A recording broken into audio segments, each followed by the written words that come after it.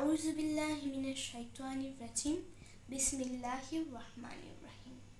আসসালামু আলাইকুম বন্ধুরা, আমি রুশদা। আমি মডার্ন হাই স্কুল পঞ্চগড় সদর পঞ্চগড় এর ৪র্থ শ্রেণীর একজন শিক্ষার্থী। আজকে আমি তোমাদেরকে শিক্ষাগুরুর মর্যাদা সম্পর্কে একটি গল্প শোনাবো। গল্পটি সংগৃহীত পবিত্র কোরআনে বর্ণিত আছে, যারা জানে আর যারা জানে না তারা কি একই হতে পারে? সূরা জুমার আয়াত ৯। মহান আল্লাহ তাআলা শিক্ষককে সম্মান করতে বলেছে। চলো তাহলে গল্পটি শুনে আসি।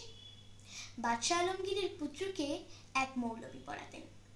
মৌলবি সাহেব একদিন বাদশাহ আলমগীরের পুত্র শাহজাদাকে দিয়ে তার পায়ে পানি ঢালিয়ে নিচ্ছিলেন। বাদশাহ দূর থেকে তা লক্ষ্য করলেন। মৌলবি ভীত হয়ে ভাবলেন, এ কাজ করার জন্য তাকে কঠিন শাস্তি পেতে হবে, কেননা বাদশার পুত্রের কাছে পায়ে পানি ঢেলে নেওয়ার মতো স্পর্ধার কাজ আর কখনো কেউ করেনি। ভাবতে ভাবতে তার কপালে চিন্তার রেখা দেখা দিল।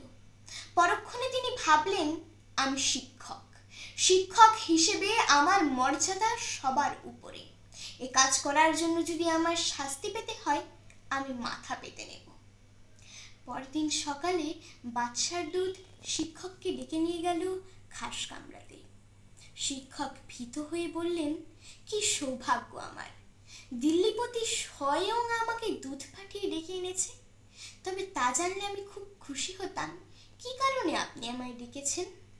দিল্লিপতি বলল, আপনার জন্য বিষয়টি সৌভাগ্যের কি নয় তা আমি জানি না, তবে আমার জন্য বিষয়টি সৌভাগ্যের নয় এটা আপনি নিশ্চিত থাকুন। পুত্র আমার আপনার কাছে সৌজন্য বোধ কি কিছু শিখেছে? বরং শিখেছে বেয়াদবি আর গুরুজনে অবহেলা। নইলে সেদিন সকালবেলা আমি যা দূর থেকে দেখলাম তা দেখে আমার বুক কষ্টে ফেটে গেল। আমার পুত্র কেন শুধু আপনার পায়ে পানি ঢেলে দিবে? কেন তার নিজের হাত দিয়ে আপনার পায়ের ধুলোবালি পরিষ্কার করে দেবে না? খাস সন্তান হওয়ার গৌরবে এখন থেকেই সে যদি ওস্তাদ ও গুরুজনকে অবহেলা করতে শুরু করে, তাহলে পরবর্তীতে সে কখনোই গুরুজনকে সম্মান করতে পারবে না। এরকম কথা বাদশার মুখ থেকে শুনে মৌলবী সত্যিই খুব খুশি হলেন।